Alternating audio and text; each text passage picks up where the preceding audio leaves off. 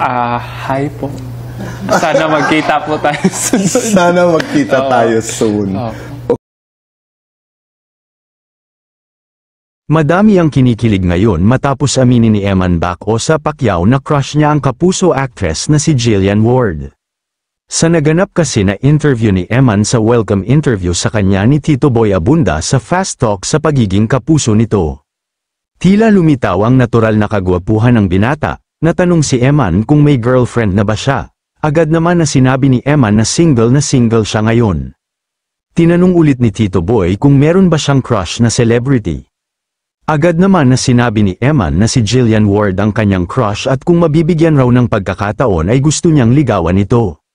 Napansin naman ni Jillian at napanood ang interview ni Eman at pinusuan niya ang sinabi ng binata na crush siya nito. Madami agad ang baliw na baliw sa kagwapuhan ni Eman ngayon sa pagpasok nito bilang artista ng Channel 7, bagamat sinabi ni Eman na extra niya lang ang pagiging artista dahil focus pa rin ito sa pagiging pro boxer sa pagsunod sa yapak sa kanyang ama na si Manny. Madami ang humiling na sana raw ay mabigyan ng teleserye or movie si Eman at Jillian dahil ang lakas raw ng chemistry ng dalawa.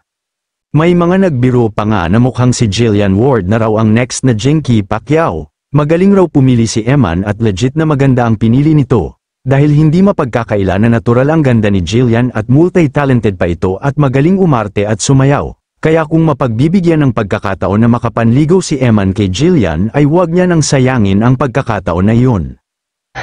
Kung may sasabihin ka kay Jillian Ward, anong gusto mong sabihin? Nanonood yan, anong sabihin mo kay Jillian? Hi po. Sana magkita po tayo soon. Sana magkita tayo soon.